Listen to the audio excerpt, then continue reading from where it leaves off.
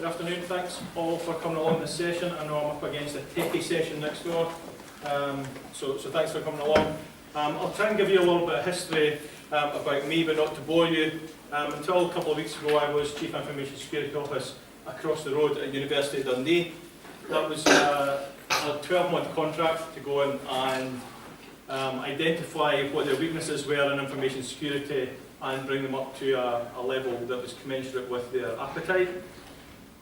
I want to take you through that journey because when I was hired for the role, most people thought I was going to come in and speak to them about technology, firewalls, etc., etc. My background actually is a graduate of Abertay, or Dundee Institute of Technology as it was in my day, and I did accountancy here. So I'm not a technologist at all, but I'm a Chief Information Security Officer, and I think the focus should be much more around the people now rather than just the tech. So that's what I'm going to share with you today. So 2015 I started with them in March, and I'm just going to take you on a journey from where we went to in March through to October last year. And when I say we, the information security team was me. So it's a bit of a royal we. There wasn't only me, obviously support. The other problem that I encountered was, as an information security professional, I was put in the IT department. That caused a great deal of issue for me, because I was trying to speak to an organisation from a position of IT when I was trying to speak business language. So real challenge. So when I went into the organisation last March, we set some goals, and the goals were quite simple. It was about safeguarding organisational information, whether that was customer information, partner information, student information, or staff information, intellectual property, etc., etc. Really important.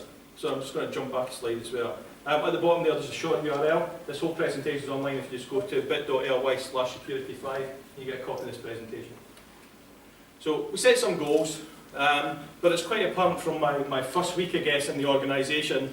When we started on our journey, this was... Hello, IT. Have you tried turning it off and on again? That is really my first impression of that organisation, certainly from a security perspective. Hadn't really done security before. New concept to them in terms of a business challenge, business enabler, and it was pretty much, we don't do that, switch off, switch on, and hope it goes away. So the first part of the process was to do gap analysis, understand where the organisation was, what were the quick wins, could we do anything immediately that would improve the posture, any significant exposures that we identified, what were the plans to get those right. Then we built a strategy. Strategy contained a number of elements that you'd expect to see, mission statement, guiding principles, goals. What does good look like and how can we measure that? So benefits realisation was really quite critical in this organisation. From my perspective, what are the key assumptions? What am I making an assumption that you may have in place or you got in place, and getting those agreed at senior management level, and being clear and concise and upfront with what the risks and challenges were of that engagement. So I came up with a 12-month plan and a 4-year programme. So to get information security from base camp up to what I thought was an effective level of information security, I guess it would take about 4 years for that organisation to do it.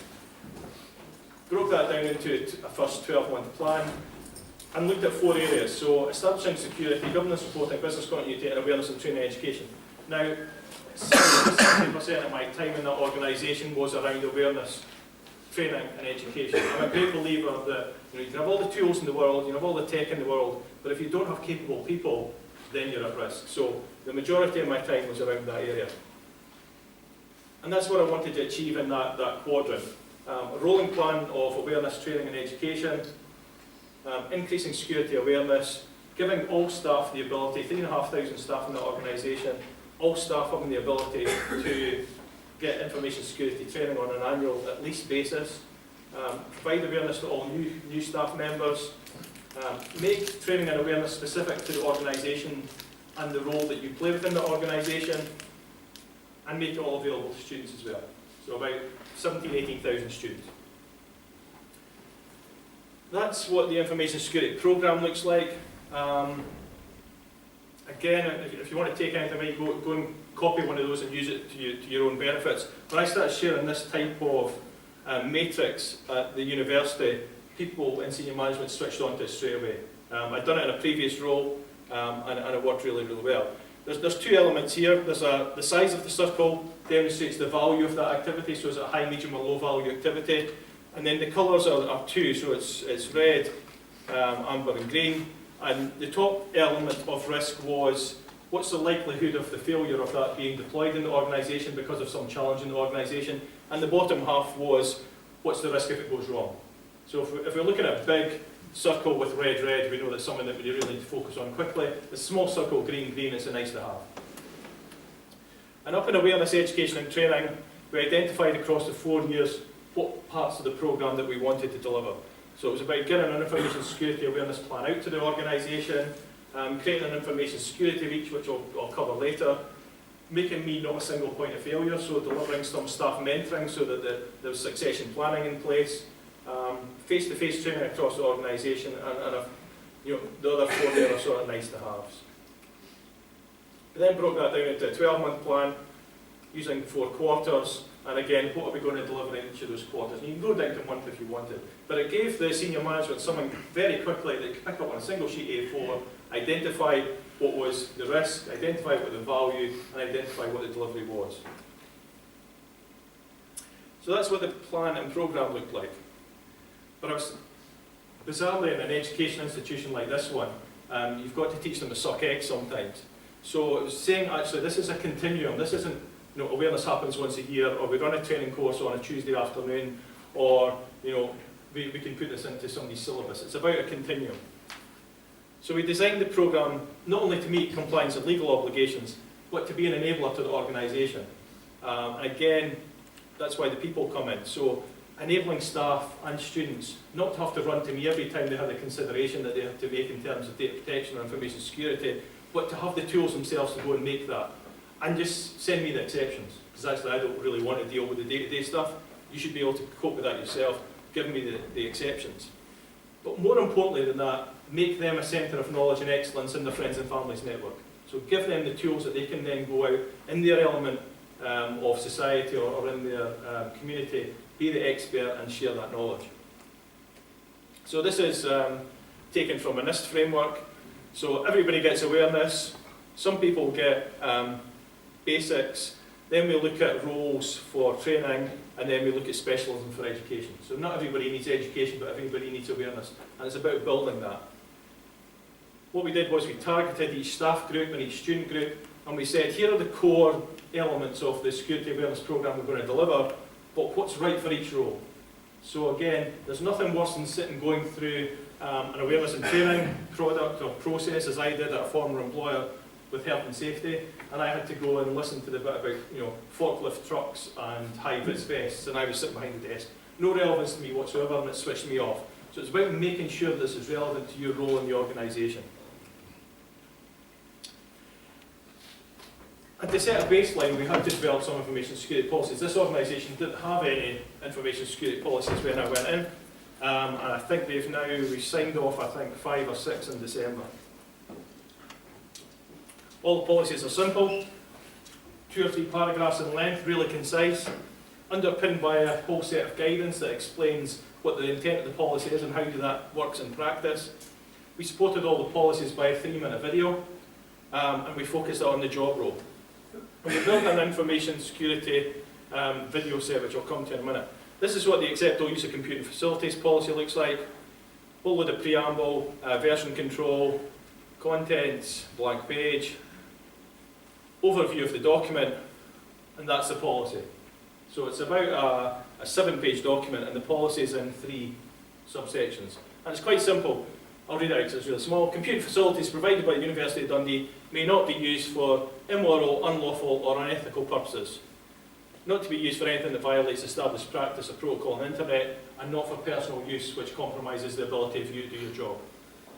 Really simple, straightforward. And the 213 there is when we give you equipment, it will be loaded with appropriate software. Don't download and install anything yourself. Come to IT and we'll do it for you. So it's a controlled manner. So really concise. Everybody can understand that. I'm dealing in the university from people that are maybe 16 coming as students up to world emeritus professors that are at the top of their game. And that's sometimes more a challenge than the 16-year-old. So, you know, it has to be real simple and be able to be understood on a day-to-day basis. The policy is 3 paragraphs in that case. How quickly we're going to review it, who's going to review it, what the responsibilities are, what's the outcome if you breach that policy, what are the considerations that we'll take into account, and if you don't understand anything, what is your route to go and get more information? So really important that people to understand that they can go and ask.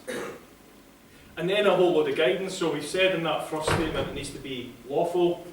That lists all the legal statutes that have got something to do with information security, data protection, privacy, and pulls out the key elements and says expressly by law you're not allowed to do these things. And that's the lengthy part of the documents of guidance. That's it. That's what a policy looks like at the University of Dundee. We've got, I think, 5 or 6. The longest one we've got is probably half a page, and it covers social media. And essentially that one just says something similar. If you speak on social media and you connect yourself to our organisation, unless we've told you you're authorised to speak about us, make sure that you know it's a personal opinion and you make that clear to everybody it's your personal opinion. And don't speak about confidential matters on social media. That's pretty much the policy. So we built a whole set of information security videos in 3 minutes or less. I'm going to show you 2 of those. But these aren't work-based necessarily. There's stuff in there about VPNs, there's stuff in there about risk management, big data. LastPass is a product that we rolled out for password management. All of that could be easily consumed by anybody, not necessarily an employee or a student of the organisation. It would benefit anybody to go in and listen to those. So it's about getting awareness out to people. So we went through traditional ways, publishing pamphlets. Again, that's not work related at all. That's about how to deal with nuisance calls, spam text, how to forward on any text that you get to 7726, which is the spam reporting number. Just good practical advice that anybody could pick up and you know, draw benefit from.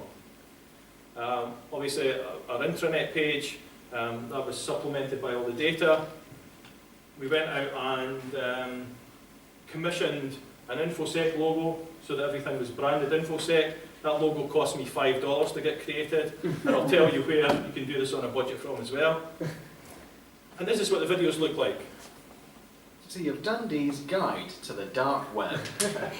There are a number of terms used interchangeably relating to the dark web, so a clarification of what we mean when we use the term dark web is required.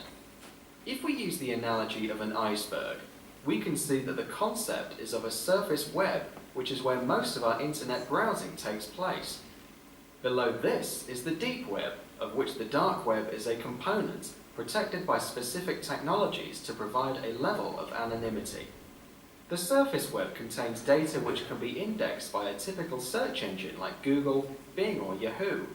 Essentially, the deep web contains any content which search engines can't find or index, such as any data protected by a login, like your shopping transactions or bank details.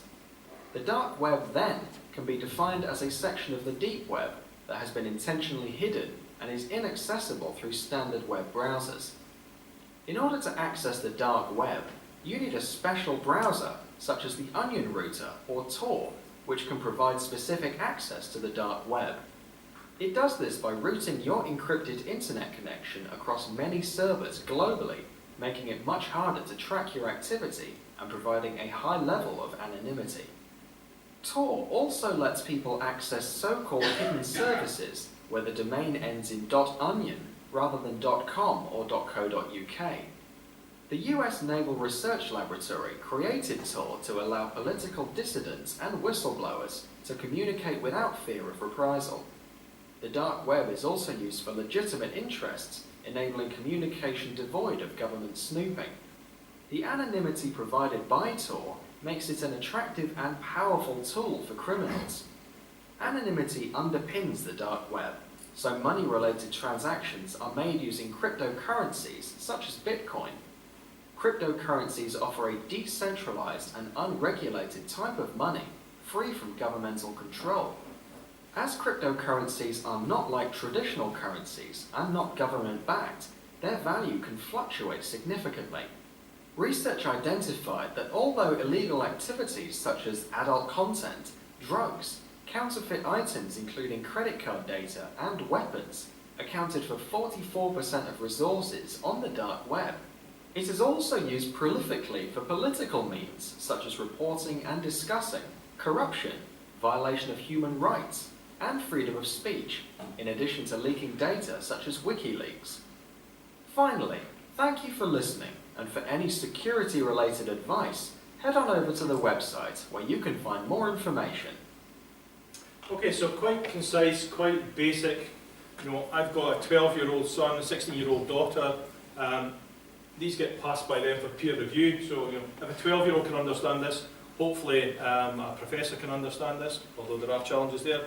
So, quite simple, 3 minutes, bite size, students can dive in, dip out, well received from the student population in terms of a format that they could engage with, and really, really easy to put together. Done on a budget, you write a script, 500 words, that equates to about 3 minutes in terms of video time, write that in Word. Use a product called Adobe Voice, which you use on an iPad. That allows you to use royalty-free images for most of those. It'll put them together, it'll put all your animations in. You then I send the script out to Fiverr.com. Gentleman from Loughborough University uses this neutral British accent voiceover because we've got international students, and me speaking over it in a Scottish Dundonian accent at speed may not work. So he does that for $5. Bring it back in a movie maker, put the voice together with the Adobe Voice product, review it both at a peer level and an audience level, throw it out to Fiverr again for somebody to subtitle that at $10 to make it accessibly friendly, and then publish it on our intranet and YouTube channels. $15 video.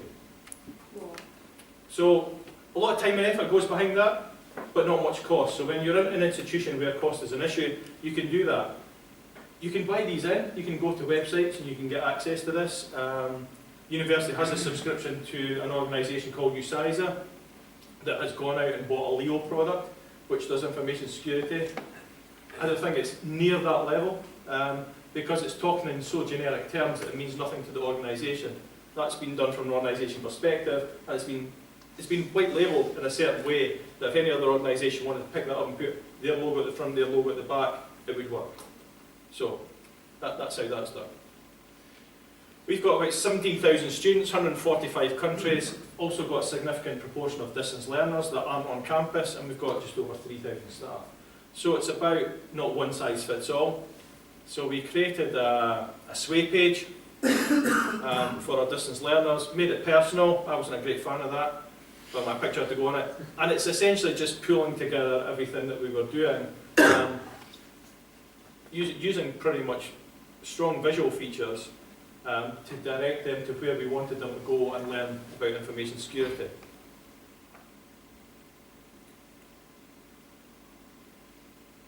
Quite a lot of data in there, and again, a lot of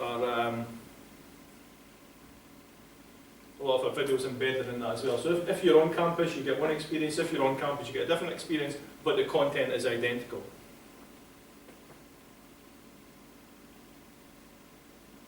And really, that bit at the end costs nothing. Thank you for listening. Have a good day. Simple way to get some positive feedback and keep people engaged. The other thing we did was we ran a security week in October. So we've got 3 campuses, one in Dundee, one up at 9 Wells and one up in Kirkcaldy. We ran 20 sessions over 5 days. That coincided with European Cyber Security Month in October. So again, and I'll come on to it later, if there's an event, Data Privacy Day is a good one, Safer Internet Day, Cyber Security Month, Business Continuity Week, if there's a national or global event, hang some of your messaging off that, because you can ride on the wave of that free PR. So we ran that, I say 20 sessions, 20 plus sessions, ran it to students, ran it to staff, and again, it wasn't work focused. So I'm going to quickly show you this one. Actually, I'll show you the imagery behind it. So again, simple imagery to promote the events. Here's simple tips to stay online, using the branding, using the hashtag as well. And that was done at Halloween time in October. All done in-house at the university for nothing. Phishing scams. That's just been stolen from somebody else and reused. I think that was Transparent Express that came up with a similar poster to that, and I've just used their same ideas. birthdays make terrible passwords. Wouldn't you believe that? Lead does matter. Obviously, at university they had grand ideas of printing condoms and stuff for students where length matters and stuff. We didn't go that far, but length does matter in a nice way. And then connect with care. And we ran about 25 sessions over the week. We had 3 of the guys from the Ethical Hacking Society at Abertay came over and did 2 man-in-the-middle attacks for us on Pineapple networks, which was really, really well received. And for those that couldn't get along to it, we made some videos out there. From the University of Dundee's Information Security Week, which ran in October 2015. In this session, we are going to identify what we can do to protect our information when a provider such as TalkTalk is compromised, leading to our personal data being exposed. Firstly, think of the information you are happy to supply to the provider when you sign up to the service. Just because the provider asks for the information doesn't necessarily mean it's a good idea to provide it. Why did TalkTalk require you to provide your date of birth? They claim they need this data to identify you. Fair enough, you may say, but of course in order to identify you, it's only necessary that both you and the provider have the same answer to the same question. A person's date of birth is one of the most sought-after pieces of personal information that cybercriminals are looking for to steal your identity. You may consider using a fictitious date of birth for websites that are not financial, governmental, or medical. This way, if your date of birth is revealed, you have reduced the ability for it to be used against you. Of course, you need to keep track of this data so that when you are asked your date of birth as a security question, you can correctly answer this. Consider changing just one element of your date of birth by 1 digit, day, month, or year. The choice is yours. A top tip here is to use a password manager to record this additional security data alongside a random password that the password manager will generate for accessing the website. Another common field you are asked to complete for security purposes is your mother's maiden name. Of course, the same rules apply here. The provider has no knowledge of your mother's maiden name, so as long as you answer the question consistently, there's no security issue. The reason that organisations have historically asked for information such as date of birth and mother's maiden name as security questions is that you are likely to remember these without too much trouble. Consider very carefully giving away information that you only have one of and cannot change, as once this is in the public domain, you cannot reclaim it. Think about your date of birth, mother's maiden name and national insurance number. Of course, your address, mobile phone number and email address can all be changed should they be compromised. Check the terms and conditions to ensure you are not breaching them by providing such information. For websites where you have already provided this data, you can sometimes access your account settings and adjust your date of birth and mother's maiden name. Even though once entered, they should never change. Thank you for listening, and for any further security-related advice, please head on over to the website where you can find more information. Now, from my perspective, that makes absolute sense. That's the way I'm wired, that's the job I do. I spoke to other security professionals at other conferences and said to them, if TalkTalk asks you for your date of birth, what would you put in? And 99% of them will say, I'll put my date of birth in. Nobody thinks about this laterally. So, again, check the terms and conditions. I just don't put in that data because I have no confidence that where I put that data is safe. So if TalkTalk are hacked and my date of birth's out there and my national insurance number may be out there and my mother's maiden name is out there, I can't change those. They are now in the public domain, so really think about that. So again, we did some videos. They're all on I think the University of Dundee's website if you want to go and have a look. Talking about GPS tracking, hidden GPS data in your mobile phone, pictures, devices, app security, phishing, and then we had a product called Blocks we used, which was work related. So, did we meet our goals? Most of them, but there was still work to do. So, we had to then take that forward, and this is work that's outstanding because I no longer work there, but we had to move into making this real, so moving into the starters, movers and leavers processes. Starters processes in organisations are usually not bad. There's usually some sort of induction, but it's not always concise and sometimes it's missed. Movers, in my experience, is a horrendous task in an organisation. Nobody ever clears down permissions when somebody moves from one role to another. They just have additional permissions added on to the profile. So movers is a key area that you need to look at in terms of your organisation. And leavers. So how long after a leaver leaves do you give them access to your corporate network?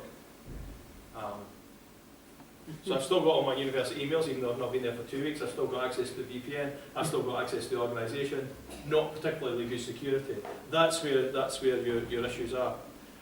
We need to start measuring the impact, so we need to make sure that we are realising those benefits that we set out at the beginning.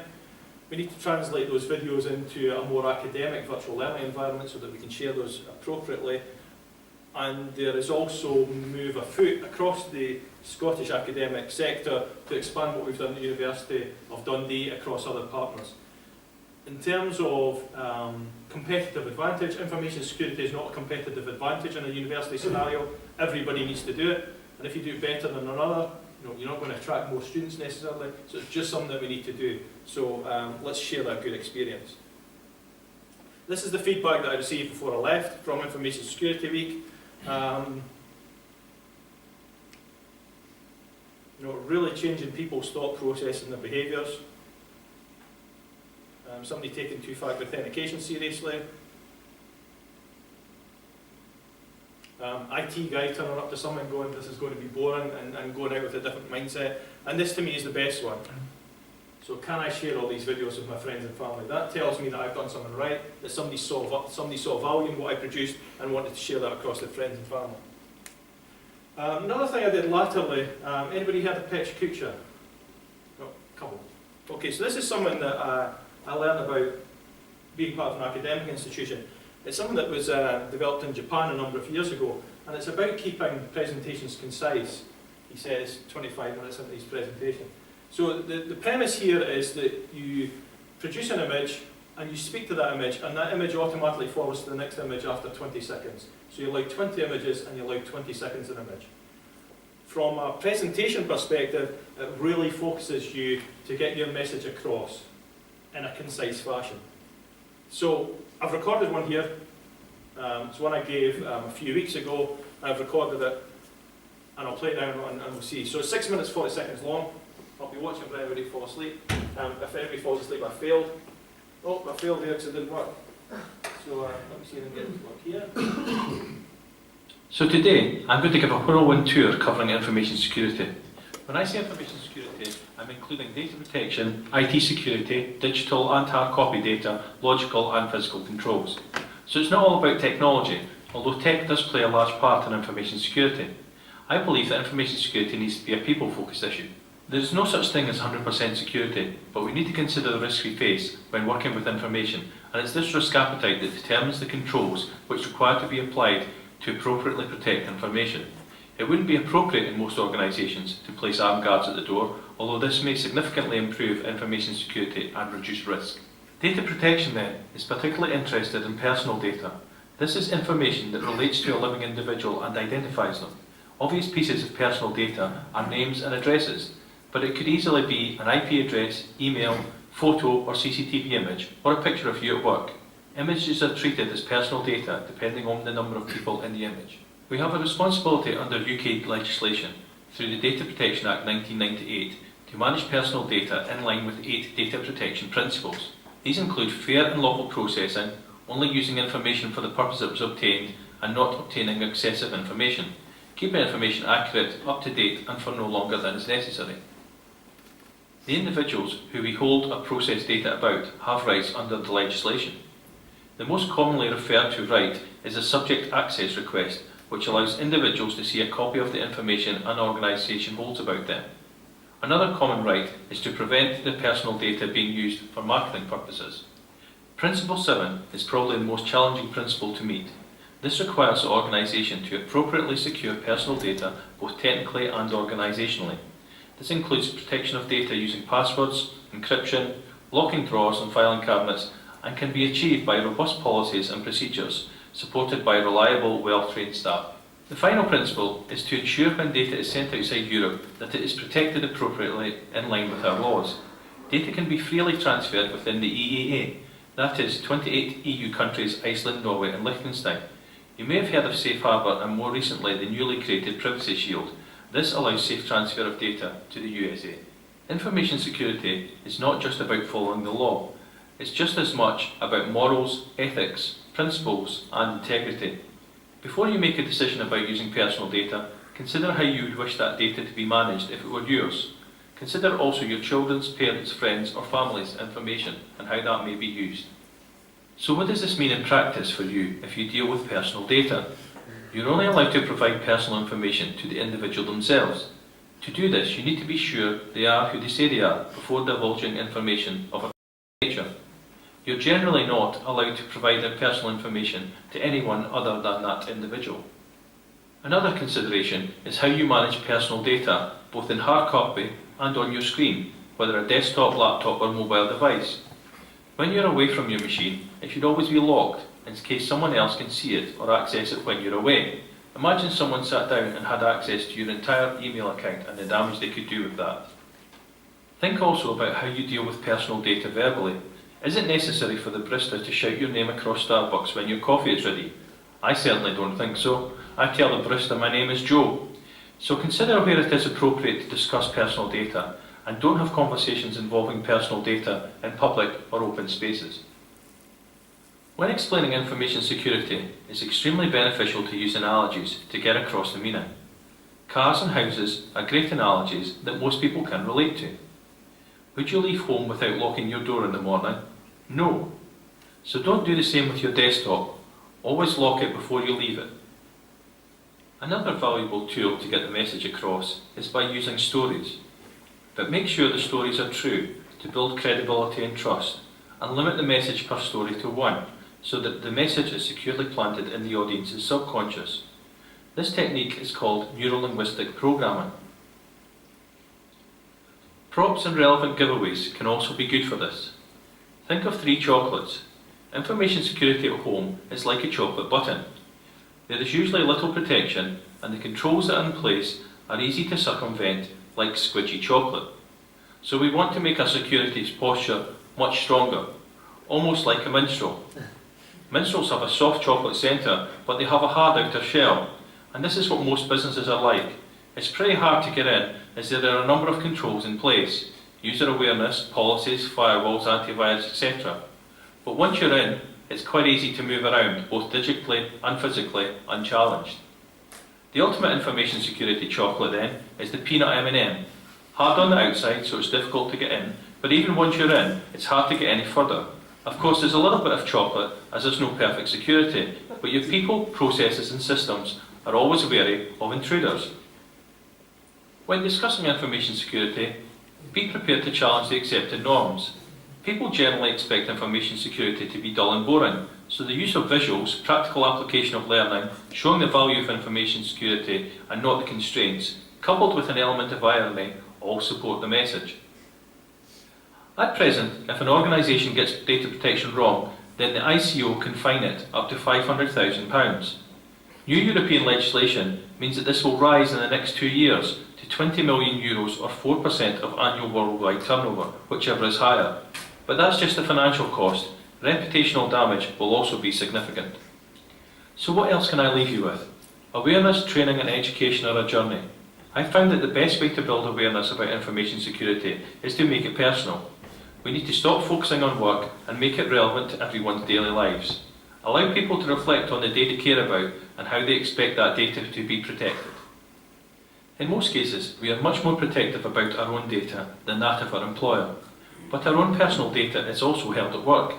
Just think about your name, address, date of birth, next of kin, health information, salary details and holiday schedule. Are you now comfortable about the manner in which your organisation protects personal information? Okay, so that was a presentation I gave to people in the organisation that were in IT dealing with personal data on a day-to-day basis. So not only just explaining to them how to use data, but explaining to them how to tell other people what information security was about in an informal manner. Top tips then, a couple of slides to go. Really needs to be simple for people. People are simple beings, we've heard that through some of the presentations this morning. 3 minutes or less, chunk it up into something that's digestible. needs to be relevant either to the role, the function, the personal life, the work life. You need to go and find what that relevance is and make it relevant to the audience. Make it personal. Think of how you deal with your children's data. More importantly these days, how you deal with your parents actually, who are online and clicking all sorts of buttons and downloading viruses and God knows what else. So make it personal. Think friends and family network, parents and children, and make it timely as I mentioned earlier. So if there's a hook out there because something's happening, go and hang on that hook and get your point across. Happy to answer any questions.